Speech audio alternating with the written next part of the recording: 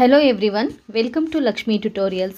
Dear friends, ಇವತ್ತಿನ ವಿಡಿಯೋಲಿ ನಮ್ಮ 6th NCERT ಸೈನ್ಸ್ನ 3rd ಚಾಪ್ಟರ್ ಆಗಿರುವಂತಹ ಫೈಬರ್ ಟು ಫ್ಯಾಬ್ರಿಕ್ ಈ ಟಾಪಿಕನ್ನು ಡಿಸ್ಕಷನ್ ಮಾಡ್ತಾ ಹೋಗೋಣ. ಈ ಲೆಸನ್ನಲ್ಲಿ ಏನೆಲ್ಲ ಪಾಯಿಂಟ್ಸ್ ಕವರ್ ಆಗಿದೆ ಅಂತಂದರೆ ಫೈಬರ್ ಅಂತಂದರೆ ಏನು, ಹಾಗೆ ಫ್ಯಾಬ್ರಿಕ್ ಅಂತಂದರೆ ಏನು, ಇವೆರಡರ ನಡುವೆ ಡಿಫರೆನ್ಸ್ ಏನಿದೆ ಅನ್ನೋದನ್ನು ತಿಳ್ಕೊಳ್ತೀವಿ. ಹಾಗೆ ನ್ಯಾಚುರಲ್ ಫೈಬರ್ಸ್ ಯಾವ್ಯಾವಿವೆ, ಹಾಗೆ ಆರ್ಟಿಫಿಷಿಯಲ್ ಫೈಬರ್ಸ್ ಏನಿದೆ ಅಂತ ನೋಡ್ತೀವಿ. ಹಾಗೆ ನ್ಯಾಚುರಲ್ ಫೈಬರ್ಸ್ ಆಗಿರುವಂತಹ ಕಾಟನ್ ಫೈಬರಿಂದ ಕಾಟನ್ ಫ್ಯಾಬ್ರಿಕ್ ಆಗಿ ಕನ್ವರ್ಟ್ ಮಾಡೋ ಮೆಥಡ್ಸ್ ಏನು, ಯಾವ್ಯಾವ ಸ್ಟೆಪ್ಸನ್ನು ನಾವಲ್ಲಿ ಇನ್ವಾಲ್ವ್ ಮಾಡಬೇಕಾಗತ್ತೆ, ಹಾಗೆ ಜೂಟ್ ಬಗ್ಗೆ ನಾವಿಲ್ಲಿ ತಿಳ್ಕೊಳ್ತಾ ಹೋಗ್ತೀವಿ. ಸೊ ಈ 6th ಸ್ಟ್ಯಾಂಡರ್ಡ್ ಟೆಕ್ಸ್ಟ್ ಬುಕ್ಕಲ್ಲಿ ನಾವು ಮೇಯ್ನಾಗಿ ತಿಳ್ಕೊಳ್ಳೋ ಅಂಥದ್ದು ಏನು ಅಂತಂದರೆ ಕಾಟನ್ ಫೈಬರಿಂದ ಕಾಟನ್ ಫ್ಯಾಬ್ರಿಕ್ ಆಗಿ ಕನ್ವರ್ಟ್ ಮಾಡೋದ್ರಲ್ಲಿ ಇನ್ವಾಲ್ವ್ ಆಗುವಂತಹ ಸ್ಟೆಪ್ಸು ಏನೇನೆಲ್ಲ ಇವೆ ಅನ್ನೋದನ್ನು ನಾವಿಲ್ಲಿ ತಿಳ್ಕೊಳ್ತೀವಿ. ಹಾಗೆ ಜೂಟ್ ಬಗ್ಗೆ ನಾವಿಲ್ಲಿ ತಿಳ್ಕೊಳ್ತಾ ಹೋಗ್ತೀವಿ. ಸೊ ಈ ವಿಡಿಯೋ ತಮ್ಮೆಲ್ಲರಿಗೂ ತುಂಬ ಯೂಸ್ಫುಲ್ ಆಗಿರುತ್ತೆ ಅಂತ ಭಾವಿಸ್ತೀನಿ. ಯೂಸ್ಫುಲ್ ಆಗಿದೆ ಅನಿಸಿದ್ರೆ ಲೈಕ್ ಮಾಡಿ, ಶೇರ್ ಮಾಡಿ, ಹಾಗೆ ಸಬ್ಸ್ಕ್ರೈಬ್ ಮಾಡಿ ಅಂತ ಹೇಳ್ತಾ ಈ ವಿಡಿಯೋನ ಸ್ಟಾರ್ಟ್ ಮಾಡೋಣ. ಮೊದಲಿಗೆ ನಾವಿಲ್ಲಿ ಫೈಬರ್ ಅಂತಂದರೆ ಏನು, ಹಾಗೆ ಫ್ಯಾಬ್ರಿಕ್ ಅಂತಂದರೆ ಏನು, ಇವೆರಡರ ನಡುವೆ ಇರುವಂತಹ ಡಿಫರೆನ್ಸ್ ಏನು ಅಂತ ನೋಡೋಣ. ಇಲ್ಲೊಂದು ಆ್ಯಕ್ಟಿವಿಟಿನ ಕೊಟ್ಟಿದ್ದಾರೆ. ಸೊ ಈ ಆ್ಯಕ್ಟಿವಿಟಿಯನ್ನು ನಾನೇನು ಎಕ್ಸ್ಪ್ಲೈನ್ ಮಾಡಲಿಕ್ಕೆ ಹೋಗ್ತಿಲ್ಲ. ಸೊ ಫಸ್ಟ್ ನಾವು ಫ್ಯಾಬ್ರಿಕ್ ಅಂತಂದರೆ ಏನು ಅಂತ ನೋಡೋಣ. ಫ್ಯಾಬ್ರಿಕ್ ಅಂತಂದರೆ ಒಂದು ಎನ್ಲಾರ್ಜ್ಡ್ ಕ್ಲಾತ್ ಪೀಸ್ ಏನಿರುತ್ತೆ ಅದನ್ನು ನಾವು ಫ್ಯಾಬ್ರಿಕ್ ಅಂತ ಕರಿತೀವಿ. ಸೊ ನಾವೀಗ ಕ್ಲಾತ್ ಶಾಪ್ಗೆ ಹೋದಾಗ ನಮಗೆ ಅಲ್ಲಿ ಸಿಗೋವಂತಹ ಕ್ಲಾತ್ ಇರುತ್ತಲ್ವ, ಸೊ ಅದನ್ನು ನಾವು ಫ್ಯಾಬ್ರಿಕ್ ಅಂತ ಕರಿತೀವಿ. ಸೊ ಅದನ್ನು ಫ್ಯಾಬ್ರಿಕ್ ಅಂತ ಕರಿತೀವಿ. ಒಂದು ಸ್ಟಿಚ್ ಮಾಡೋಕ್ಕೂ ಮುಂಚೆ ಇರುವಂತಹ ಕ್ಲಾತ್ ಪೀಸ್ ಏನಿರುತ್ತೆ ಅದನ್ನು ನಾವು ಫ್ಯಾಬ್ರಿಕ್ ಅಂತ ಕರಿತೀವಿ. ಆ ಫ್ಯಾಬ್ರಿಕ್ಕನ್ನು ತಗೊಂಡು ನಾವು ಒಂದು ಕಡೆಯಿಂದ ಅಥವಾ ಒಂದು ಎಡ್ಜಿಂದ ಹಿಂಗೆ ಎಳೆದಾಗ ದಾರಗಳ ಥರ ಬರುತ್ತೆ ಅಲ್ವಾ, ಸಣ್ಣ ಎಳೆಗಳಾಗಿ ಅದನ್ನು ನಾವು ರಿಮೂವ್ ಮಾಡಬಹುದು. ಆ ಎಳೆಗಳನ್ನು ನಾವೇನಂತ ಕರಿತೀವಿ ಅಂದರೆ ಯಾರ್ನ್ ಅಂತ ಕರಿತೀವಿ. ಸೊ ಈ ಯಾರ್ನ್ ಹೇಗಿರುತ್ತೆ ಅಂತಂದರೆ ದಾರ ಇದ್ದ ಹಾಗೆ. ಓಕೆ, ಸೊ ಆ ದಾರವನ್ನು ನಾವು ಸೂಜಿಗೆ ಹಾಕಬೇಕಾದ್ರೆ ಆ ದಾರ ಮತ್ತೆ ಕವಲು ಹೊಡೆದಿರೋ ಥರ ಆಗುತ್ತೆ ಅಲ್ವಾ, ಸಣ್ಣ ಸಣ್ಣ ಎಳೆಗಳಾಗಿ, ತೆಳುವಾದ ಎಳೆಗಳಾಗಿ ಅದು ಡಿವೈಡ್ ಆಗುತ್ತೆ ಅಲ್ವಾ. ಸೊ ಅದನ್ನು ನಾವು ಫೈಬರ್ಸ್ ಅಂತ ಕರಿತೀವಿ. ಕ್ಲಾತ್ನ ಮೆಟೀರಿಯಲ್ ಏನಿದೆ ಅದನ್ನು ನಾವು ಫ್ಯಾಬ್ರಿಕ್ ಅಂತ ಕರಿತೀವಿ. ಸೊ ಆ ಫ್ಯಾಬ್ರಿಕ್ಕನ್ನು ನಾವು ಒಂದು ಕಡೆಯಿಂದ ಹಿಂಗೆ ಎಳೆದಾಗ ಒಂದು ದಾರದ ಥರ ಬರುತ್ತೆ, ತೆಳುವಾದ ದಾರಗಳ ಥರ ಬರುತ್ತೆ ಅಲ್ವಾ. ಸೊ ಅದನ್ನು ನಾವು ಏನಂತ ಕರಿತೀವಿ ಅಂತಂದರೆ ಯಾರ್ನ್ ಅಂತ ಕರಿತೀವಿ. ಹಾಗೆ ಆ ಯಾರ್ನನ್ನು ಮತ್ತೆ ನಾವು ಡಿವೈಡ್ ಮಾಡಿದಾಗ, ಸೊ ಒಂದು ಬೆರಳಲ್ಲಿ ಅದನ್ನು ಇಟ್ಕೊಂಡು ಈ ಥರ ಸ್ಕ್ರ್ಯಾಚ್ ಮಾಡಿದಾಗ ಅಗೈನ್ ಅದು ನಮಗೆ ದಾರಗಳ ಥರ ಡಿವೈಡ್ ಆಗುತ್ತೆ, ಅತ್ಯಂತ ತೆಳುವಾದ ದಾರಗಳ ಥರ ಡಿವೈಡ್ ಆಗುತ್ತೆ. ಅದನ್ನೇ ನಾವು ಫೈಬರ್ ಅಂತ ಕರಿತೀವಿ. ಸೊ ಫ್ಯಾಬ್ರಿಕ್ ಯಾವುದರಿಂದ ರೆಡಿ ಆಗಿರುತ್ತೆ ಅಂತಂದರೆ ಯಾರ್ನ್ಸಿಂದ ರೆಡಿ ಆಗಿರುತ್ತೆ. ಆ ಯಾರ್ನ್ ಯಾವುದರಿಂದ ಮಾಡಲ್ಪಟ್ಟಿರುತ್ತೆ ಅಂತಂದರೆ ಫೈಬರಿಂದ ಮಾಡಲ್ಪಟ್ಟಿರುತ್ತೆ. ಸೊ ಈಗ ಡಿಫ್ರೆನ್ಸ್ ಗೊತ್ತಾಯಿತು ಅಂತ ಅಂದ್ಕೊಳ್ತೀನಿ. ಫ್ಯಾಬ್ರಿಕ್ ಅಂದರೆ ಒಂದು ದೊಡ್ಡ ಕ್ಲಾತ್ ಮೆಟೀರಿಯಲ್ ಏನಿರುತ್ತೆ ಅದನ್ನು ಫ್ಯಾಬ್ರಿಕ್ ಅಂತ ಹೇಳ್ತೀವಿ. ಈ ಫ್ಯಾಬ್ರಿಕ್ ಮೆಟೀರಿಯಲನ್ನು ಒಂದೊಂದಾಗಿ ನಾವು ಸಪ್ರೇಟ್ ಮಾಡಬಹುದು. ಒಂದು ಕಡೆಯಿಂದ ಎಳೆದಾಗ ಅದು ದಾರದ ಥರ ರೂಪುಗೊಳ್ಳುತ್ತೆ. ಸೊ ದಾರದ ಥರ, ತೆಳುವಾದ ದಾರಗಳ ಥರ ನಮಗೆ ಸಿಗುತ್ತೆ. ಆ ದಾರವನ್ನು ನಾವು ಏನಂತ ಕರಿತೀವಿ, ಯಾರ್ನ್ ಅಂತ ಕರಿತೀವಿ. ಆ ದಾರವನ್ನು ಅಥವಾ ಆ ಯಾರ್ನನ್ನು ತಗೊಂಡು ನಾವು ಸಣ್ಣ ಸಣ್ಣ ಅಥವಾ ತೆಳುವಾದ ದಾರಗಳಾಗಿ ನಾವು ಅದನ್ನು ಭಾಗ ಮಾಡಬಹುದು. ಅದನ್ನೇ ನಾವೇನಂತ ಕರಿತೀವಿ ಅಂತಂದರೆ ಫೈಬರ್ ಅಂತ ಕರಿತೀವಿ. ಸೊ ಇದು ಫೈಬರ್ ಹಾಗೆ ಫ್ಯಾಬ್ರಿಕ್ ನಡುವೆ ಇರುವಂತಹ ಡಿಫರೆನ್ಸು. ಸೊ ಈಗ ಫೈಬರ್ ಅಂತಂದರೆ ಏನು ಡಿಫ್ರೆನ್ಸ್ ಗೊತ್ತಾಯಿತು, ಫ್ಯಾಬ್ರಿಕ್ ಅಂತಂದರೆ ಡಿಫ್ರೆನ್ಸ್ ಗೊತ್ತಾಯಿತು. ಸೊ ನಾವು ಫೈಬರಿಂದ ಏನು ಮಾಡ್ತೀವಿ ಅಂತಂದರೆ ಫೈಬರಿಂದ ಮೊದಲಿಗೆ ನಾವು ಫೈಬರನ್ನು ಅದನ್ನು ಜೋಡಿಸಿ ನಾವು ಯಾರ್ನಾಗಿ ರೆಡಿ ಮಾಡ್ತೀವಿ. ಆ ಯಾರ್ನನ್ನು ಮತ್ತೆ ಒಂದಕ್ಕೊಂದು ಜೋಡಿಸಿದಾಗ ನಮಗೆ ಫ್ಯಾಬ್ರಿಕ್ ಸಿಗೋವಂಥದ್ದು. ಓಕೆ, ಸೊ ಫೈಬರ್ ಮೊದಲಿಗೆ ನಮಗೆ ಸಿಗುವಂಥ ರಾ ಮೆಟೀರಿಯಲ್ ಏನಿರುತ್ತಲ್ವ ಅದನ್ನು ನಾವು ಫೈಬರ್ ಅಂತ ಕರಿತೀವಿ. ಫಾರ್ ಎಕ್ಸಾಂಪಲ್ ಹೇಳೋದಾದರೆ ಕಾಟನನ್ನು ನಾವು ತಗೊಂಡಾಗ ಅದು ರಾ ಮೆಟೀರಿಯಲ್ ಆಗಿರುತ್ತೆ, ಅದನ್ನು ನಾವು ಫೈಬರ್ ಅಂತ ಕರಿತೀವಿ. ಆ ಫೈಬರನ್ನು, ಕಾಟನ್ ಫೈಬರನ್ನು ಒಂದಕ್ಕೊಂದು ಜೋಡಿಸಿ ಟ್ವಿಸ್ಟ್ ಮಾಡಿ ಈ ಬತ್ತಿ ಮಾಡ್ತೀವಲ್ವ, ಆ ಥರ ಬತ್ತಿ ಮಾಡೋ ಥರ ಮಾಡಿದ್ವಲ್ಲ ಅದನ್ನು ನಾವು ಯಾರ್ನ್ ಅಂತ ಕರಿತೀವಿ. ಸೊ ಅದಾದ ನಂತರ ಆ ಯಾರ್ನನ್ನು ಜೋಡಿಸಿ ನಾವೇನು ಮಾಡ್ತೀವಿ, ಫ್ಯಾಬ್ರಿಕ್ಕನ್ನು, ಕ್ಲಾತ್ ಮೆಟೀರಿಯಲನ್ನು ರೆಡಿ ಮಾಡ್ತೀವಿ. ಸೊ ಹೀಗೆ ನಾವು ಫೈಬರಿಂದ ನಾವೇನು ಮಾಡ್ತೀವಿ, ಫ್ಯಾಬ್ರಿಕನ್ನು ರೆಡಿ ಮಾಡ್ತೀವಿ. ಈ ಫೈಬರ್ಸಲ್ಲಿ 2 ಥರದ ಫೈಬರ್ಸ್ ಇರ್ತವೆ. ಒಂದು ನ್ಯಾಚುರಲ್ ಫೈಬರ್, ಹಾಗೆ ಇನ್ನೊಂದು ಆರ್ಟಿಫಿಷಿಯಲ್ ಫೈಬರ್. ನ್ಯಾಚುರಲ್ ಫೈಬರ್ ಅಂತಂದರೆ ಯಾವುದನ್ನು ನಾವು ನ್ಯಾಚುರಲ್ ಫೈಬರ್ ಅಂತ ಕರಿತೀವಿ ಅಂದರೆ ಯಾವ ಫೈಬರ್ಸ್ ನಮಗೆ ಪ್ಲ್ಯಾಂಟ್ಸ್ ಹಾಗೆ ಅನಿಮಲಿಂದ ಸಿಗುತ್ತೋ ಆ ಫೈಬರ್ಸನ್ನು ನಾವು ನ್ಯಾಚುರಲ್ ಫೈಬರ್ಸ್ ಅಂತ ಕರಿತೀವಿ. ಎಕ್ಸಾಂಪಲ್ ಹೇಳೋದಾದರೆ ಕಾಟನ್, ಜೂಟ್, ಊಲ್, ಸಿಲ್ಕ್ ಇವೆಲ್ಲನೂ ಸಹ ನ್ಯಾಚುರಲ್ ಫೈಬರ್ಸ್. ಹಾಗೆ ಕಾಟನ್ ಮತ್ತು ಜೂಟ್ ನಮಗೆ ಯಾವುದರಿಂದ ಸಿಗುತ್ತೆ ಅಂತಂದರೆ ಪ್ಲ್ಯಾಂಟಿಂದ ಸಿಗುತ್ತೆ. ಹಾಗೆ ವೂಲ್ ಮತ್ತು ಸಿಲ್ಕ್ ಯಾವುದರಿಂದ ಸಿಗುತ್ತೆ ಅಂತಂದರೆ ಅನಿಮಲ್ಸಿಂದ ಸಿಗುತ್ತೆ. ಹಾಗೆ ನಮಗೆ ವೂಲ್ ಮತ್ತು ಸಿಲ್ಕ್ ಯಾವುದರಿಂದ ಸಿಗುತ್ತೆ ಅಂದರೆ ಅನಿಮಲ್ಸಿಂದ ಸಿಗುತ್ತೆ. ವೂಲ್ ನಮಗೆ ಯಾವ್ಯಾವೆಲ್ಲ ಅನಿಮಲ್ಸಿಂದ ಸಿಗುತ್ತೆ ಅಂತಂದರೆ it obtained from the fleece of sheep and ಗೋಟ್ನ ತುಪ್ಪಟದಿಂದ ಸಿಗುತ್ತೆ. ಹಾಗೆ hair of rabbits, yak, camel ಈ ಎಲ್ಲ ಅನಿಮಲ್ಸಿಂದನೂ ಸಹ ನಮಗೆ ವೂಲ್ ಸಿಗುತ್ತೆ. ಅದರ ಜೊತೆಗೆ ಸಿಲ್ಕ್ ಫೈಬರ್ ಯಾವುದರಿಂದ ನಮಗೆ ಸಿಗುತ್ತೆ ಅಂತಂದರೆ ಸಿಲ್ಕ್ ವರ್ಮ್ಸಿಂದ ನಮಗೆ ಸಿಗೋವಂಥದ್ದು. ಈ ಫೈಬರ್ಸನ್ನು ನ್ಯಾಚುರಲ್ ಫೈಬರ್ಸ್ ಅಂತ ಕರಿತೀವಿ. ನ್ಯಾಚುರಲ್ ಫೈಬರ್ಸು ನಮಗೆ ಪ್ಲ್ಯಾಂಟ್ಸ್ ಮತ್ತು ಅನಿಮಲ್ಸಿಂದ ಸಿಗೋವಂಥದ್ದು. ಹಾಗೆ ನಾವು ಕೆಮಿಕಲ್ ಸಬ್ಸ್ಟೆನ್ಸಸನ್ನು ಯೂಸ್ ಮಾಡಿಕೊಂಡು ಸಹ ನಾವು ಫೈಬರ್ಸನ್ನು ರೆಡಿ ಮಾಡಬಹುದು. ಅಂತಹ ಫೈಬರ್ಸನ್ನು ನಾವೇನಂತ ಕರಿತೀವಿ ಅಂತಂದರೆ ಸಿಂಥೆಟಿಕ್ ಫೈಬರ್ಸ್ ಅಂತ ಕರಿತೀವಿ. ಸಿಂಥೆಟಿಕ್ ಫೈಬರ್ಸ್ಗೆ ಎಕ್ಸಾಂಪಲ್ಸ್ ಹೇಳೋದಾದರೆ ಪಾಲಿಸ್ಟರ್, ನೈಲಾನ್, ಅಕ್ರಿಲಿಕ್ ಇವೆಲ್ಲವೂ ಸಹ ಸಿಂಥೆಟಿಕ್ ಫೈಬರ್ಸ್ಗೆ ಎಕ್ಸಾಂಪಲ್ಸ್ ಆಗಿವೆ. ಈ ಸಿಂಥೆಟಿಕ್ ಫೈಬರ್ಸ್ ಬಗ್ಗೆ ನಮ್ಮ 7th NCERT ಟೆಕ್ಸ್ಟ್ ಬುಕ್ಕಲ್ಲಿದೆ, ಅಲ್ಲಿ ನಾವು ಡೀಟೇಲ್ಡಾಗಿ ಡಿಸ್ಕಷನ್ ಮಾಡ್ತಾ ಹೋಗೋಣ. ಈಗ ನಾವು ಕಾಟನ್ ಫೈಬರಿಂದ ಕಾಟನ್ ಫ್ಯಾಬ್ರಿಕ್ ಆಗಿ ಕನ್ವರ್ಟ್ ಮಾಡೋದ್ರಲ್ಲಿ ಇನ್ವಾಲ್ವ್ ಆಗುವಂತಹ ಸ್ಟೆಪ್ಸ್ ಏನೇನಿವೆ ಅನ್ನೋದನ್ನು ನೋಡ್ತಾ ಹೋಗೋಣ. ಮೊದಲಿಗೆ ನಾವಿಲ್ಲಿ ಕಾಟನನ್ನು ತಗೊಂಡಾಗ ಕಾಟನ್ ಗ್ರೋ ಮಾಡೋದಕ್ಕೆ ಎಂಥ ಕ್ಲೈಮ್ಯಾಟಿಕ್ ಕಂಡೀಷನ್ ಇರಬೇಕು ಅಂತ ನೋಡೋಣ. ಸೊ ಯಾವ ಕ್ಲೈಮ್ಯಾಟಿಕ್ ಕಂಡೀಷನ್ ಇದ್ದಾಗ ಕಾಟನ್ ಚೆನ್ನಾಗಿ ಗ್ರೋ ಆಗುತ್ತೆ ಅಂತಂದರೆ ಅದು ವಾರ್ಮ್ ಕ್ಲೈಮ್ಯಾಟಿಕ್ ಕಂಡೀಷನ್ ಇರಬೇಕಾಗತ್ತೆ. ಕಾಟನ್ ಗ್ರೋ ಆಗಬೇಕಾದ್ರೆ ವಾರ್ಮ್ ಕ್ಲೈಮ್ಯಾಟಿಕ್ ಕಂಡೀಷನ್ ಇರಬೇಕು. ಹಾಗೆ ಬ್ಲ್ಯಾಕ್ ಸಾಯಿಲ್ ಇರಬೇಕು. Black soil and warm climatic condition ಇದ್ದಾಗ ಅಲ್ಲಿ ಕಾಟನನ್ನು ಚೆನ್ನಾಗಿ ಗ್ರೋ ಮಾಡೋಕ್ಕಾಗತ್ತೆ. ಅದೇ ಥರ ಕಾಟನ್ ನಮ್ಮ ಇಂಡಿಯಾಲಿ ತಗೊಂಡಾಗ ಯಾವ್ಯಾವ ಸ್ಟೇಟ್ಸಲ್ಲಿ ಜಾಸ್ತಿ ಕಾಟನನ್ನು ಗ್ರೋ ಮಾಡ್ತಾರೆ ಇದನ್ನು ನಾವು ಎಕ್ಸಾಮ್ ದೃಷ್ಟಿಯಿಂದ ನೆನ್ಪಿಟ್ಕೋಬೇಕಾಗತ್ತೆ. ಇದು ಇಂಪಾರ್ಟೆಂಟ್ ಆಗುತ್ತೆ. ನಮ್ಮ ಇಂಡಿಯಾನ ತಗೊಂಡಾಗ ಯಾವ್ಯಾವ ಸ್ಟೇಟಲ್ಲಿ ಕಾಟನನ್ನು ಗ್ರೋ ಮಾಡ್ತಾರೆ, ಹಾಗೆ ಲಾರ್ಜೆಸ್ಟ್ ಪ್ರೊಡ್ಯೂಸರ್ ಆಫ್ ಕಾಟನ್ ಯಾವುದು ಅಂತ ನೋಡೋಣ. So largest producer of cotton ಯಾವುದು ಅಂತಂದರೆ ಗುಜರಾತ್. ಸೊ ಗುಜರಾತು ನಮ್ಮ ಇಂಡಿಯಾನ ತಗೊಂಡಾಗ ಲಾರ್ಜೆಸ್ಟ್ ಪ್ರೊಡ್ಯೂಸರ್ ಆಫ್ ಕಾಟನ್. ಹಾಗೆ ಸೆಕೆಂಡ್ ಪ್ಲೇಸಲ್ಲಿ ಯಾವುದಿದೆ ಅಂತಂದರೆ Maharashtra second largest producer of cotton. ಹಾಗೆ ಥರ್ಡ್ ಲಾರ್ಜೆಸ್ಟ್ ಪ್ರೊಡ್ಯೂಸರ್ ಯಾವುದು ಅಂತಂದರೆ ತೆಲಂಗಾಣ. ಸೊ ಇದ್ರ ಮೇಲೆ ಕ್ವೆಶನ್ ಕೇಳ್ಬೋದು, which is the largest producer of cotton in India ಅಂತ ಕೇಳಬಹುದು. ಸೊ ಇಂಡಿಯಾನ ತಗೊಂಡಾಗ ಲಾರ್ಜೆಸ್ಟ್ ಪ್ರೊಡ್ಯೂಸರ್ ಯಾವುದು ಅಂದರೆ ಗುಜರಾತ್, ಸೆಕೆಂಡ್ ಲಾರ್ಜೆಸ್ಟ್ ಪ್ರೊಡ್ಯೂಸರ್ ಯಾವುದು ಅಂದರೆ ಮಹಾರಾಷ್ಟ್ರ, ಹಾಗೆ ಥರ್ಡ್ ಲಾರ್ಜೆಸ್ಟ್ ಪ್ರೊಡ್ಯೂಸರ್ ಯಾವುದು ಅಂತಂದರೆ ತೆಲಂಗಾಣ. ಅದೇ ಥರ ವರ್ಲ್ಡಲ್ಲಿ ತಗೊಂಡಾಗ ಯಾವುದು ಲಾರ್ಜೆಸ್ಟ್ ಪ್ರೊಡ್ಯೂಸರ್ ಆಫ್ ಕಾಟನ್ ಅಂತಂದರೆ ಚೈನಾ ಫಸ್ಟ್ ಪ್ಲೇಸಲ್ಲಿರುತ್ತೆ. ಹಾಗೆ ಸೆಕೆಂಡ್ ಪ್ಲೇಸ್ ಯಾವುದು ಅಂತಂದರೆ India. So India second largest producer of cotton, ಹಾಗೆ China first largest producer of cotton. Okay. ಹಾಗೆ ಕ್ಲೈಮ್ಯಾಟಿಕ್ ಕಂಡೀಷನ್ನು ಸಹ ನಾವಿಲ್ಲಿ ನೆನ್ಪಿಟ್ಕೋಬೇಕಾಗುತ್ತೆ. ಎಂಥ ಸಾಯಿಲಲ್ಲಿ ಕಾಟನ್ ಚೆನ್ನಾಗಿ ಗ್ರೋ ಆಗುತ್ತೆ ಅಂತಂದರೆ ಅದು ಬ್ಲ್ಯಾಕ್ ಸಾಯಿಲ್. ಹಾಗೆ ಎಂಥ ಕ್ಲೈಮೇಟ್ ಇರಬೇಕು ಅಂತಂದರೆ ವಾರ್ಮ್ ಕ್ಲೈಮೇಟ್ ಇರೋಂಥ ಪ್ಲೇಸಸ್ಸಲ್ಲಿ ಕಾಟನ್ ಚೆನ್ನಾಗಿ ಗ್ರೋ ಆಗುತ್ತೆ. ಹಾಗೆ ಇನ್ನೊಂದು ಕ್ವೆಶನನ್ನು ಕೇಳಬಹುದು, ಏನು ಅಂತಂದರೆ ಕಾಟನ್ ಫೈಬರ್ ಅನ್ನೋದು ಕಾಟನ್ ಪ್ಲ್ಯಾಂಟನ್ನು ಯಾವ ಭಾಗ ಅಂತ ಕೇಳಬಹುದು. ಫ್ರೂಟಾ, ಲೀಫಾ, ಹಾಗೆ ಸ್ಟೆಮ್ಮ ಅಂತ ಕೇಳ್ಬೋದು. ಸೊ ಕಾಟನ್ ಅನ್ನೋದು ಯಾವುದರಿಂದ ಸಿಗುತ್ತೆ, ಯಾವ ಪಾರ್ಟಿಂದ ಸಿಗುತ್ತೆ ಅಂತಂದರೆ ಅದು ಫ್ರೂಟ್. ಕಾಟನ್ ಪ್ಲ್ಯಾಂಟನ್ನು ಫ್ರೂಟಿಂದ ನಮಗೆ ಸಿಗೋವಂಥದ್ದು. ಅಂದರೆ ಕಾಟನ್ ನಮಗೆ ಒಬ್ಟೈನ್ ಆಗೋದು ಕಾಟನ್ ಪ್ಲ್ಯಾಂಟನ್ನು ಫ್ರೂಟಿಂದ. ಸೊ ಕಾಟನ್ ಪ್ಲ್ಯಾಂಟು ನೀವೆಲ್ಲರೂ ಅಬ್ಸರ್ವ್ ಮಾಡಿರ್ತೀರ. ಸೊ ಇಲ್ಲಿ ಪಿಕ್ಚರನ್ನು ಅಬ್ಸರ್ವ್ ಮಾಡಿದಾಗ ಕಾಟನ್ ಫ್ರೂಟು ಲೆಮನ್ ಸೈಜಷ್ಟು ಇರುತ್ತೆ. ಇರುತ್ತಲ್ವ. ಸೊ ಅದನ್ನೇ ನಾವು ಕಾಟನ್ ಫ್ರೂಟ್ ಅಂತ ಹೇಳ್ತೀವಿ. ಹಾಗೆ ಅದನ್ನೇ ನಾವು ಕಾಟನ್ ಬಾಲ್ಸ್ ಅಂತ ಕರಿತೀವಿ. ಸೊ ಈ ಕಾಟನ್ ಬಾಲ್ಸು ಮೆಚೂರ್ ಆದಮೇಲೆ ಅದೇನಾಗುತ್ತೆ ಅಂದರೆ ಬರ್ಸ್ಟ್ ಆದಮೇಲೆ ಅದರಲ್ಲಿರುವಂಥ ಕಾಟನ್ ಈ ಥರ ಕಾಣಿಸ್ತಾ ಇರುತ್ತೆ. ಆಗ ಅದನ್ನು ಹಾರ್ವೆಸ್ಟ್ ಮಾಡುವಂಥದ್ದು. ಸೊ ಹಾರ್ವೆಸ್ಟ್ ಮಾಡೋದು ಕೈಯಿಂದನೇ ಹಾರ್ವೆಸ್ಟ್ ಮಾಡ್ತಾರೆ. ಸೊ ಇದರಿಂದನೇ ನಮಗೆ ಕಾಟನ್ ಫೈಬರ್ ಸಿಗೋವಂಥದ್ದು. ಕಾಟನ್ ಬಾಲ್ಸು ಮೆಚೂರ್ ಆದಮೇಲೆ ಅದೇನಾಗುತ್ತೆ ಅಂತಂದರೆ ಬರ್ಸ್ಟ್ ಆಗುತ್ತೆ. ಸೊ ಬರ್ಸ್ಟ್ ಆಗಿ ಇಲ್ಲಿ ಕಾಣಿಸ್ತಾ ಇದೆಯಲ್ವ, ಇದನ್ನೇ ನಾವು ಕಾಟನ್ ಫೈಬರ್ ಅಂತ ಕರಿತೀವಿ. ಸೊ ಕಾಟನ್ ಫೈಬರ್ ಹೇಗಿರುತ್ತೆ ಅಂತಂದರೆ ನಾವೆಲ್ಲರೂ ಅಬ್ಸರ್ವ್ ಮಾಡೇ ಇರ್ತೀವಿ. ಕಾಟನ್ ಸೀಡ್ಸ್ ಇರುತ್ತೆ, ಆ ಸೀಡ್ಸ್ ಸುತ್ತಲೂ ಕಾಟನ್ ಫೈಬರ್ಸು ಇರುತ್ತೆ ಅಲ್ವಾ. ಸೊ ಕಾಟನ್ ಬಾಲ್ಸನ್ನು ಫಸ್ಟ್ ನಾವು ಹಾರ್ವೆಸ್ಟ್ ಮಾಡಬೇಕು. ಅದಾದ ನಂತರ ಬರುವಂಥ ನೆಕ್ಸ್ಟ್ ಸ್ಟೆಪ್ ಯಾವುದು ಅಂತಂದರೆ ಗಿನ್ನಿಂಗ್. ಏನಿದು ಗಿನ್ನಿಂಗ್ ಅಂತಂದರೆ ಕಾಟನ್ ಏನಾಗಿರುತ್ತೆ ಅಂತಂದರೆ ಕಾಟನ್ ಸೀಡ್ಸ್ ಸುತ್ತಲೂ ಕಾಟನ್ ಫೈಬರ್ಸು ಇರುತ್ತೆ.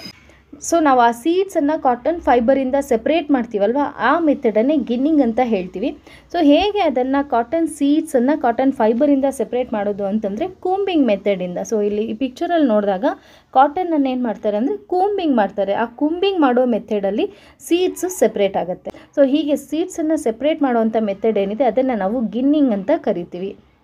ಸೊ ಗಿನ್ನಿಂಗ್ ಮಾಡೋದ್ರಿಂದ ಏನಾಗುತ್ತೆ, ಆ ಕಾಟನ್ ಫೈಬರ್ಸು ಸೀಡ್ಸಿಂದ ಸೆಪ್ರೇಟ್ ಆಗುತ್ತೆ. ಸೊ ಸೀಡ್ಸನ್ನು ಸೆಪ್ರೇಟ್ ಮಾಡೋವಂಥ ಪ್ರೋಸೆಸ್ ಏನಿದೆ ಅದನ್ನೇ ನಾವು ಗಿನ್ನಿಂಗ್ ಅಂತ ಕರಿತೀವಿ. ನೆಕ್ಸ್ಟ್ ಸ್ಟೆಪ್ ಏನು ಇದರಲ್ಲಿ ಅಂತಂದರೆ,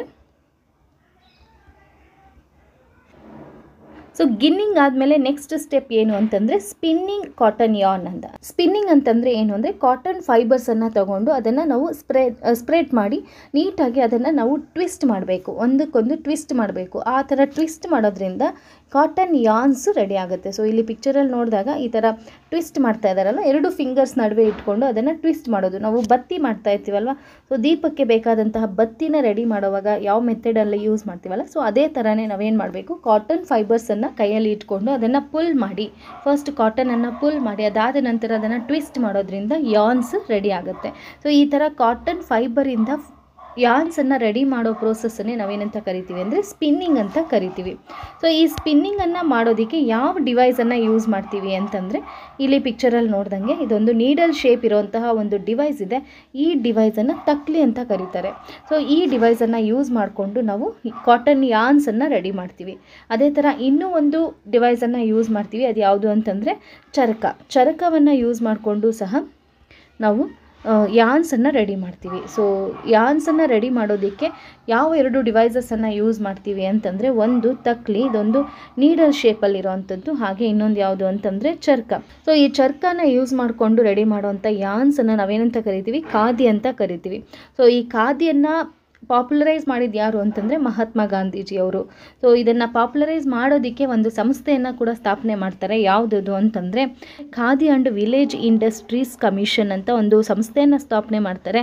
ಎಷ್ಟರಲ್ಲಿ ಅಂತಂದರೆ 1956ರಲ್ಲಿ. ಓಕೆ, ಸೊ ಇದು ಸ್ಪಿನ್ನಿಂಗ್ ಬಗ್ಗೆ. ಸ್ಪಿನ್ನಿಂಗಿಗೆ ಯೂಸ್ ಮಾಡುವಂಥ ಡಿವೈಸಸ್ ಯಾವ್ದ್ಯಾವುದು ಅಂದರೆ ತಕ್ಲಿ ಹಾಗೆ ಚರ್ಕಾನ ಯೂಸ್ ಮಾಡ್ತಾರೆ. ಸ್ಪಿನ್ನಿಂಗ್ ಅಂತಂದರೆ ಕಾಟನ್ ಫೈಬರಿಂದ ಯಾರ್ನನ್ನು ಪ್ರಿಪೇರ್ ಮಾಡುವಂಥ ಒಂದು ಮೆಥಡ್. ಹಾಗೆ ನೆಕ್ಸ್ಟ್ ಸ್ಟೆಪ್ ಯಾವುದು ಅಂತಂದರೆ ಯಾರ್ನಿಂದ ಫ್ಯಾಬ್ರಿಕನ್ನು ರೆಡಿ ಮಾಡುವಂಥದ್ದು. ಯಾರ್ನಿಂದ ಈಗ ನಮಗೆ ಕಾಟನ್ ಫೈಬರಿಂದ ಯಾರ್ನ್ಸ್ ರೆಡಿ ಆಯಿತು, ಆ ಯಾರ್ನ್ಸನ್ನು ಯೂಸ್ ಮಾಡಿಕೊಂಡು ಫ್ಯಾಬ್ರಿಕನ್ನು ರೆಡಿ ಮಾಡಬೇಕು. ಸೊ ಫ್ಯಾಬ್ರಿಕನ್ನು ರೆಡಿ ಮಾಡಬೇಕಾದ್ರೆ 2 ಮೆಥಡನ್ನು ಯೂಸ್ ಮಾಡ್ತಾರೆ. ಒಂದು ವೀವಿಂಗ್, ಹಾಗೆ ಇನ್ನೊಂದು ಯಾವುದು ಅಂತಂದರೆ ನಿಟ್ಟಿಂಗ್. ಸೊ ಏನಿದು ವೀವಿಂಗ್ ಹಾಗೆ ನಿಟ್ಟಿಂಗಿಗೆ ಡಿಫರೆನ್ಸ್ ಏನು ಅಂತಂದರೆ, ವೀವಿಂಗ್ ಅಂತಂದರೆ 2 ಸೆಟ್ ಆಫ್ ಯಾರ್ನ್ಸನ್ನು ಜೋಡಿಸಿ ನಾವು ಫ್ಯಾಬ್ರಿಕನ್ನು ರೆಡಿ ಮಾಡುವಂಥದ್ದನ್ನೇ ವೀವಿಂಗ್ ಅಂತ ಕರಿತೀವಿ. ಇಲ್ಲಿ 2 ಸೆಟ್ ಆಫ್ ಯಾರ್ನ್ಸನ್ನು ಯೂಸ್ ಮಾಡ್ತಾರೆ. ವೀವಿಂಗ್ ಹಾಗೆ ನಿಟ್ಟಿಂಗಿಗೆ ಡಿಫ್ರೆನ್ಸ್ ಏನು ಅಂತಂದರೆ, ಇಲ್ಲಿ 2 ಸೆಟ್ ಆಫ್ ಯಾರ್ನ್ಸನ್ನು ಯೂಸ್ ಮಾಡ್ತಾರೆ. ಹಾಗೆ ನಿಟ್ಟಿಂಗ್ ಅಂತಂದರೆ ಒಂದೇ ಸೆಟ್ ಆಫ್ ಯಾರ್ನನ್ನು ಯೂಸ್ ಮಾಡಿಕೊಂಡು, ಸಿಂಗಲ್ ಯಾರ್ನನ್ನು ಯೂಸ್ ಮಾಡಿಕೊಂಡು ಫ್ಯಾಬ್ರಿಕನ್ನು ರೆಡಿ ಮಾಡುವಂಥದ್ದನ್ನೇ ನಿಟ್ಟಿಂಗ್ ಅಂತ ಹೇಳ್ತಾರೆ. ಇಲ್ಲಿ ವೀವಿಂಗ್ ಅಂತ ಗಮನಿಸಿದಾಗ ಇಲ್ಲೊಂದು ಆ್ಯಕ್ಟಿವಿಟಿಯನ್ನು ಕೊಟ್ಟಿದ್ದಾರೆ, ವೀವಿಂಗ್ ಮಾಡುವಂಥದ್ದು. ಇಲ್ಲಿ ಏನು ಮಾಡ್ತಾರೆ ಅಂತಂದರೆ 2 ಸೆಟ್ ಆಫ್ ಯಾರ್ನ್ಸನ್ನು ಯೂಸ್ ಮಾಡಿಕೊಂಡು ಅದನ್ನು ಅರೇಂಜ್ ಮಾಡೋದ್ರಿಂದ ಫ್ಯಾಬ್ರಿಕನ್ನು ರೆಡಿ ಮಾಡ್ತಾರೆ. ಅದನ್ನೇ ನಾವು ವೀವಿಂಗ್ ಅಂತ ಕರಿತೀವಿ. ಹಾಗೆ ಇಲ್ಲಿ ಇನ್ನೊಂದು ಪಿಕ್ಚರನ್ನು ಅಬ್ಸರ್ವ್ ಮಾಡಿದ್ರೆ ಇಲ್ಲಿ ನಿಟ್ಟಿಂಗ್ ಅಂತ ಇದೆ. ಸೊ ನಿಟ್ಟಿಂಗಲ್ಲಿ ನಾವೇನು ಮಾಡ್ತೀವಿ, ಒಂದೇ ಯಾರ್ನನ್ನು ಯೂಸ್ ಮಾಡಿಕೊಂಡು ಫ್ಯಾಬ್ರಿಕನ್ನು ರೆಡಿ ಮಾಡೋದನ್ನೇ ನಾವು ನಿಟ್ಟಿಂಗ್ ಅಂತ ಕರಿತೀವಿ. ಎಕ್ಸಾಂಪಲ್ಲು ಸ್ವೆಟರ್ಸ್ ಆಗಿರ್ಬೋದು, ಉಲ್ಲನ್ ಸ್ವೆಟರ್ಸು, ಸಾಕ್ಸು, ಈ ಥರ ಸ್ವೆಟರ್ಸನ್ನು ನೀವು ಅಬ್ಸರ್ವ್ ಮಾಡಿರಬಹುದು. ಒಂದು ಕಡೆ ಏನಾದರೂ ನಾವು ಅದನ್ನು ತೆಗಿತಾ ಬಂದರೆ, ಒಂದು ಕಡೆ ಥ್ರೆಡ್ಡನ್ನು ನಾವು ಎಳಿತಾ ಬಂದರೆ ಕಂಪ್ಲೀಟ್ ಸ್ವೆಟರು ಬಂದ್ಬಿಡುತ್ತೆ ಅಲ್ವಾ. ಸೊ ಈ ಥರದ್ದನ್ನು ನಾವು ನಿಟ್ಟಿಂಗ್ ಅಂತ ಕರಿತೀವಿ. ಸೊ ಯಾರ್ನಿಂದ ಫ್ಯಾಬ್ರಿಕನ್ನು ರೆಡಿ ಮಾಡಬೇಕಾದ್ರೆ 2 ಮೆಥಡ್ಸನ್ನು ಯೂಸ್ ಮಾಡ್ತೀವಿ, ಒಂದು ವೀವಿಂಗ್ ಹಾಗೆ ಇನ್ನೊಂದು ನಿಟ್ಟಿಂಗ್. ಸೊ ವೀವಿಂಗ್ ಮಾಡೋದಕ್ಕೆ ಯಾವ ಡಿವೈಸನ್ನು ಯೂಸ್ ಮಾಡ್ತಾರೆ ಅಂತಂದರೆ ಹ್ಯಾಂಡ್ ಲೂಮ್ಸನ್ನು ಯೂಸ್ ಮಾಡ್ತಾರೆ. ವೀವಿಂಗ್ ಮಾಡೋದಕ್ಕೆ ಲೂಮ್ಸನ್ನು ಯೂಸ್ ಮಾಡ್ತಾರೆ. ಇದು ಕೆಲವೊಂದು ಸಲ ಹ್ಯಾಂಡ್ ಆಪ್ರೇಟೆಡ್ ಆದರೂ ಆಗಿರಬಹುದು ಅಥವಾ ಪವರ್ ಆಪ್ರೇಟೆಡು ಸಹ ಯೂಸ್ ಮಾಡ್ತಾರೆ. ಹಾಗೆ ನಿಟ್ಟಿಂಗ್ ಮಾಡೋದಕ್ಕೆ ಯೂಸ್ ಮಾಡುವಂಥ ಡಿವೈಸ್ ಏನು ಅಂತಂದರೆ ನಿಟ್ಟಿಂಗ್ ನೀಡಲ್ಸನ್ನು ಯೂಸ್ ಮಾಡಿಕೊಂಡು ಫ್ಯಾಬ್ರಿಕನ್ನು ರೆಡಿ ಮಾಡ್ತಾರೆ. ಸೊ ಇದಿಷ್ಟು ಕಾಟನ್ ಫೈಬರಿಂದ ಕಾಟನ್ ಫ್ಯಾಬ್ರಿಕ್ ಕನ್ವರ್ಟ್ ಮಾಡೋದ್ರಲ್ಲಿ ಇನ್ವಾಲ್ವ್ ಆಗುವಂತಹ ಸ್ಟೆಪ್ಸು. ಸೊ ಫಸ್ಟ್ ಸ್ಟೆಪ್ ಏನು ಅಂತಂದರೆ ಕಾಟನ್ ಬಾಲ್ಸ್ ಇರ್ತದೆ. ಸೊ ಕಾಟನ್ ಬಾಲ್ಸಿಂದ ಕಾಟನ್ ಫೈಬರ್ಸನ್ನು ಸೆಪ್ರೇಟ್ ಮಾಡೋ ಮೆಥಡನ್ನು ನಾವೇನಂತ ಕರಿತೀವಿ, ಗಿನ್ನಿಂಗ್ ಅಂತ ಕರಿತೀವಿ. ಸೊ ಈ ಗಿನ್ನಿಂಗ್ ಮೆಥಡಲ್ಲಿ ನಾವೇನು ಮಾಡ್ತೀವಿ ಅಂತಂದರೆ ಕಾಟನ್ ಬಾಲ್ಸನ್ನು ನಾವು ಕೂಂಬಿಂಗ್ ಮಾಡ್ತೀವಿ. ಸೊ ಕೂಂಬಿಂಗ್ ಮಾಡೋದ್ರಿಂದ ಅದರಲ್ಲಿರೋಂಥ ಸೀಡ್ಸನ್ನು ನಾವು ಸೆಪ್ರೇಟ್ ಮಾಡಬಹುದು. ನೆಕ್ಸ್ಟ್ ಇನ್ವಾಲ್ವ್ ಆಗುವಂಥ ಸ್ಟೆಪ್ ಯಾವುದು ಅಂತಂದರೆ ಸ್ಪಿನ್ನಿಂಗ್. ಸೊ ಈ ಸ್ಪಿನ್ನಿಂಗಲ್ಲಿ ಏನು ಮಾಡ್ತೀವಿ ಅಂತಂದರೆ ಕಾಟನ್ ಫೈಬರಿಂದ ಯಾರ್ನ್ಸನ್ನು ರೆಡಿ ಮಾಡ್ತೀವಿ. ಸೊ ನೆಕ್ಸ್ಟ್ ಬರೋವಂಥ ಸ್ಟೆಪ್ ಯಾವುದು ಅಂತಂದರೆ ವೀವಿಂಗ್ ಅಥವಾ ನಿಟ್ಟಿಂಗ್. ಇವು ಎರಡರಲ್ಲಿ ಯಾವುದಾದ್ರೂ ಒಂದು ತೊಗೋಬೋದು, ವೀವಿಂಗ್ ಅಥವಾ ನಿಟ್ಟಿಂಗ್. ಸೊ ಇಲ್ಲಿ ಏನು ಮಾಡ್ತೀವಿ ಅಂತಂದರೆ ಯಾರ್ನ್ಸಿಂದ ಫ್ಯಾಬ್ರಿಕ್ಕನ್ನು ರೆಡಿ ಮಾಡ್ತೀವಿ. ಸೊ ಇಷ್ಟು ಸ್ಟೆಪ್ಸು ಕಾಟನ್ ಫೈಬರಿಂದ ಕಾಟನ್ ಫ್ಯಾಬ್ರಿಕ್ಕಾಗಿ ಕನ್ವರ್ಟ್ ಮಾಡೋದ್ರಲ್ಲಿ ಇನ್ವಾಲ್ವ್ ಆಗುವಂತಹ ಸ್ಟೆಪ್ಸು. ಈ ಸ್ಟೆಪ್ಸನ್ನು ನಾವು ನೆನ್ಪಿಟ್ಕೋಬೇಕಾಗತ್ತೆ. ಸುಮಾರಷ್ಟು ಸಲ ಏನು ಅಂತಂದರೆ ಈ ಸ್ಟೆಪ್ಸನ್ನು ಎಕ್ಸಾಮಲ್ಲಿ ಆಪ್ಷನ್ಸಲ್ಲಿ ಜಂಬಲ್ಡಾಗಿ ಕೊಟ್ಬಿಟ್ಟು ಕರೆಕ್ಟ್ ಆರ್ಡರಲ್ಲಿ ಅರೇಂಜ್ ಮಾಡಿ ಅಂತ ಕೇಳಬಹುದು. ಸೊ ಇಲ್ಲಿ ಫಸ್ಟ್ ಕಾಟನ್ ಬಾಲ್ಸನ್ನು ಹಾರ್ವೆಸ್ಟ್ ಮಾಡ್ತೀವಿ. ಕಾಟನ್ ಬಾಲ್ಸನ್ನು ಹೇಗೆ ಹಾರ್ವೆಸ್ಟ್ ಮಾಡ್ತಾರೆ ಅಂತಂದರೆ ಬೈ ಹ್ಯಾಂಡ್ ಪಿಕ್ಕಿಂಗ್ ಅಷ್ಟೇ. ಹ್ಯಾಂಡ್ ಪಿಕ್ಕಿಂಗಿಂದ ನಾವು ಕಾಟನ್ ಬಾಲ್ಸನ್ನು ಸೆಪ್ರೇಟ್ ಮಾಡುವಂಥದ್ದು. ಅದಾದ ನಂತರ ಗಿನ್ನಿಂಗ್, ಅದಾದ ನಂತರ ಬರೋದು ಸ್ಪಿನ್ನಿಂಗ್, ಅದಾದಮೇಲೆ ಬರುವಂಥದ್ದು ವೀವಿಂಗ್ ಅಥವಾ ನಿಟ್ಟಿಂಗ್. ಸೊ ಈ ಸ್ಟೆಪ್ಸನ್ನು ನಾವು ಆರ್ಡರ್ ವೈಸ್ ಆಗಿ ನೆನ್ಪಿಟ್ಕೋಬೇಕಾಗತ್ತೆ. ನೆಕ್ಸ್ಟ್ ಫೈಬರ್ ಯಾವುದು ಅಂತಂದರೆ ಜೂಟನ್ನು ಹೇಗೆ ಹಾರ್ವೆಸ್ಟ್ ಮಾಡ್ತಾರೆ ಅಂತ ನೋಡೋಣ. ಸೊ ಫಸ್ಟು ಜೂಟ್ ಗ್ರೋ ಆಗಬೇಕಾದ್ರೆ ಯಾವ ರೀತಿಯ ಕ್ಲೈಮೆಟಿಕ್ ಕಂಡೀಷನ್ ಇರಬೇಕು ಅಂತಂದರೆ ಹಾಟ್ ಆ್ಯಂಡ್ ಹ್ಯೂಮಿಡ್ ಕ್ಲೈಮೇಟ್ ಇರಬೇಕು. ಜೂಟ್ ಗ್ರೋ ಮಾಡೋದಕ್ಕೆ hot and humid climatic conditions ಇರೋ ಕಡೆ ಜೂಟು ಚೆನ್ನಾಗಿ ಗ್ರೋ ಆಗುತ್ತೆ. ಹಾಗೆ ಇದನ್ನು ಕಲ್ಟಿವೇಟ್ ಮಾಡೋದು ಎಂಥ ಸೀಸನ್ನಲ್ಲಿ ಅಂತಂದರೆ ರೈನಿ ಸೀಸನ್ನಲ್ಲಿ ಇದನ್ನು ಕಲ್ಟಿವೇಟ್ ಮಾಡ್ತಾರೆ. ಅದಾದ ನಂತರ ಯಾವ ಭಾಗ ಅಂತ ಕೇಳಬಹುದು. ಜೂಟ್ ಅನ್ನೋದು ಜೂಟ್ ಸಸ್ಯದ ಯಾವ ಭಾಗ ಅಂತ ಕೇಳಬಹುದು. ಅದು ಕಾಂಡನ, ಎಲೆನ ಅಥವಾ ಬೇರ ಅಂತ ಕೇಳಬಹುದು. ಸೊ ಜೂಟ್ ಅನ್ನೋದು ಸಸ್ಯದ ಯಾವ ಭಾಗ ಅಂತಂದರೆ ಅದು ಸ್ಟೆಮ್ ಆಗಿರುತ್ತೆ. ಸೊ ಸ್ಟೆಮ್ ಆಗಿರುತ್ತೆ. ಜೂಟ್ ಪ್ಲ್ಯಾಂಟನ್ನು ಸ್ಟೆಮ್ಮಿಂದ ನಮಗೆ ಜೂಟ್ ಫೈಬರು ಸಿಗೋವಂಥದ್ದು. ಹಾಗೆ ಇಂಡಿಯಾಲಿ ಯಾವ ಸ್ಟೇಟ್ಸಲ್ಲಿ ಜೂಟನ್ನು ಜಾಸ್ತಿ ಗ್ರೋ ಮಾಡ್ತಾರೆ ಅಂತಂದರೆ ಅದು ವೆಸ್ಟ್ ಬೆಂಗಾಲ್, ಬಿಹಾರ್ ಹಾಗೆ ಅಸ್ಸಾಂ. ಸೊ ವೆಸ್ಟ್ ಬೆಂಗಾಲ್ ಏನಿದೆ ಇದು largest producer of jute. So ನಮ್ಮ ಇಂಡಿಯಾನ ತಗೊಂಡಾಗ ಲಾರ್ಜೆಸ್ಟ್ ಪ್ರೊಡ್ಯೂಸರ್ ಯಾವುದು ಅಂತಂದರೆ ವೆಸ್ಟ್ ಬೆಂಗಾಲ್. ಹಾಗೆ ಸೆಕೆಂಡ್ ಪ್ಲೇಸಲ್ಲಿರುವಂಥದ್ದು ಬಿಹಾರ್. ಹಾಗೆ ಥರ್ಡ್ ಪ್ಲೇಸಲ್ಲಿರುವಂಥದ್ದು ಅಸ್ಸಾಂ. ಹಾಗೆ ವರ್ಲ್ಡ್ಸ್ ಲಾರ್ಜೆಸ್ಟ್ ಪ್ರೊಡ್ಯೂಸರ್ ಯಾವುದು ಅಂತಂದರೆ ಇಂಡಿಯಾ. ಸೊ ವರ್ಲ್ಡಲ್ಲೇ ಲಾರ್ಜೆಸ್ಟ್ ಪ್ರೊಡ್ಯೂಸರ್ ಆಫ್ ಜೂಟ್ ಯಾವುದು ಅಂತಂದರೆ ಇಂಡಿಯಾ. ಸೊ ಇದನ್ನು ಸಹ ನಾವು ಎಕ್ಸಾಮ್ ಪರ್ಪಸ್ಸಿಂದ ಇಲ್ಲಿ ನೆನ್ಪಿಟ್ಕೋಬೇಕಾಗತ್ತೆ. ಹಾಗೆ ಜೂಟ್ ಪ್ಲ್ಯಾಂಟಿಂದ ಜೂಟ್ ಫೈಬರನ್ನು ಹೇಗೆ ರೆಡಿ ಮಾಡೋದು ಅಂತಂದರೆ ಸೊ ಜೂಟ್ ಪ್ಲ್ಯಾಂಟನ್ನು ಫ್ಲವರಿಂಗ್ ಸ್ಟೇಜಲ್ಲಿ ಅದನ್ನು ಹಾರ್ವೆಸ್ಟ್ ಮಾಡ್ತಾರೆ. ಸೊ ಫ್ಲವರಿಂಗ್ ಸ್ಟೇಜ್ ಇದೆ ಅಂದಾಗ ಅದನ್ನು ಹಾರ್ವೆಸ್ಟ್ ಮಾಡ್ತಾರೆ. ಹಾರ್ವೆಸ್ಟ್ ಮಾಡಿದಾದಮೇಲೆ ಆ ಪ್ಲ್ಯಾಂಟ್ಸನ್ನು ಏನು ಮಾಡ್ತಾರೆ ಅಂತಂದರೆ ವಾಟರಲ್ಲಿ ನೆನೆಸಿಟ್ಬಿಡ್ತಾರೆ. ವಾಟರಲ್ಲಿ ನೆನೆಸಿಟ್ಬಿಟ್ಟು ಒಂದು ಸುಮಾರಷ್ಟು ಕೆಲವು ದಿನಗಳ ನಂತರ ಏನಾಗುತ್ತೆ ಅಂತಂದರೆ ಅದು ಕೊಳೆತೋಗ್ಬಿಟ್ಟು ಆ ಕೊಳೆತೋದಂತಹ ಸ್ಟೆಮ್ಸಿಂದ ನಮಗೆ ಜೂಟ್ ಫೈಬರ್ಸು ಸಿಗೋವಂಥದ್ದು.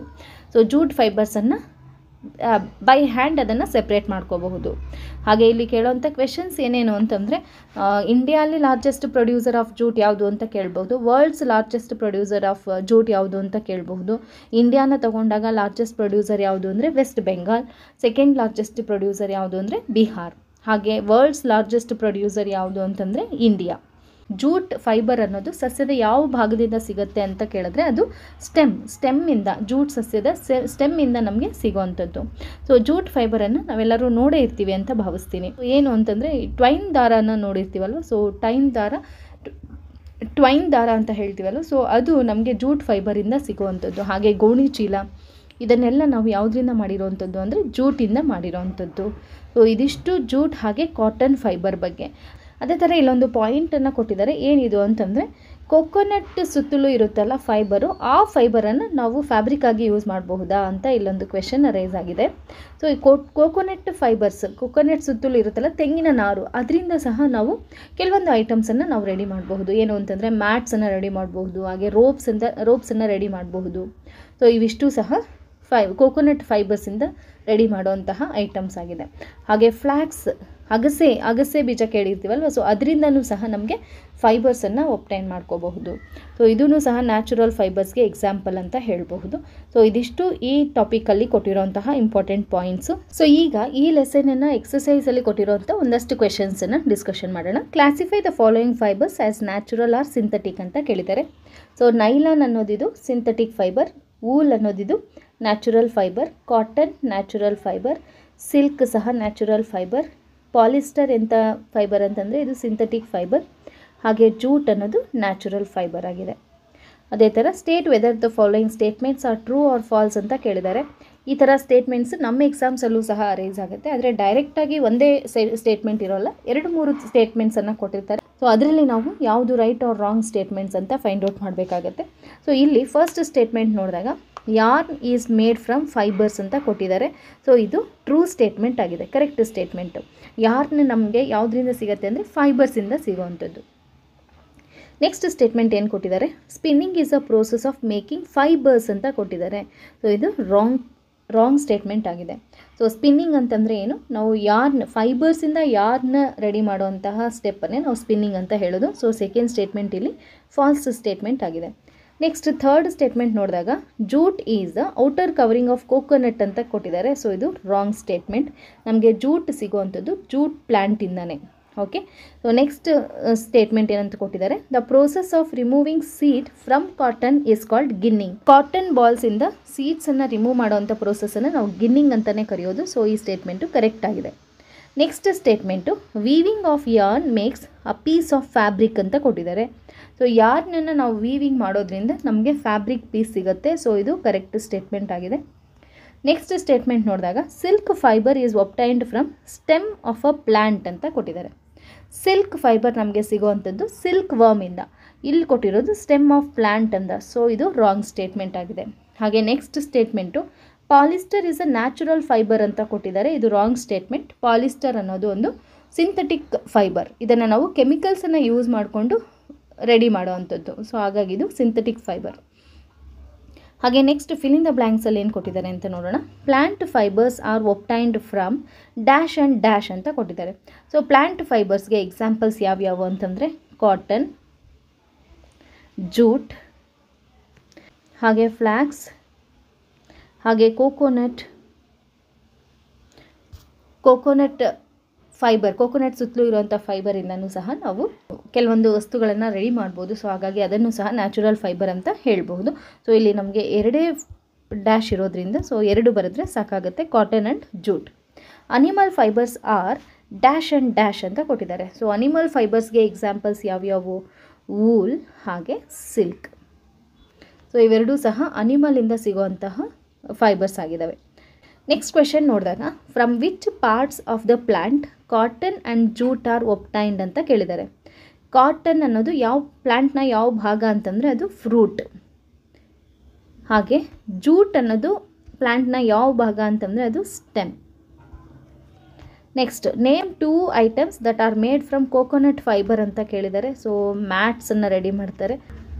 ಮ್ಯಾಟ್ಸ್ ಹಾಗೆ ರೋಪ್ಸನ್ನು ನಾವು ಕೋಕೋನಟ್ ಫೈಬರ್ಸಿಂದ ರೆಡಿ ಮಾಡ್ಬೋದು.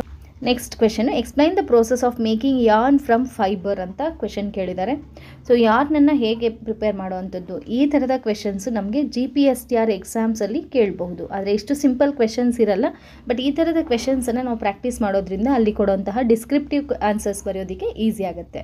ಓಕೆ, ಸೊ ಇದಿಷ್ಟು ನಮ್ಮ 6th ಸ್ಟ್ಯಾಂಡರ್ಡ್ NCERTನ 3rd ಚಾಪ್ಟರ್ ಆದಂತಹ ಫೈಬರ್ ಟು ಫ್ಯಾಬ್ರಿಕ್ ಈ ಚಾಪ್ಟರಲ್ಲಿರುವಂತಹ ಒಂದಷ್ಟು ಪಾಯಿಂಟ್ಸು. ಈ ವಿಡಿಯೋ ತಮ್ಮೆಲ್ಲರಿಗೂ ತುಂಬ ಯೂಸ್ಫುಲ್ ಆಗಿರುತ್ತೆ ಅಂತ ಭಾವಿಸ್ತೀನಿ. ಯೂಸ್ಫುಲ್ ಆಗಿದೆ ಅನಿಸಿದ್ರೆ ಲೈಕ್ ಮಾಡಿ, ಶೇರ್ ಮಾಡಿ, ಹಾಗೆ ಸಬ್ಸ್ಕ್ರೈಬ್ ಮಾಡಿ ಅಂತ ಹೇಳ್ತಾ ಈ ವಿಡಿಯೋನ ಇಲ್ಲಿಗೆ ಎಂಡ್ ಮಾಡ್ತಾ ಇದ್ದೀನಿ. Thank you for watching.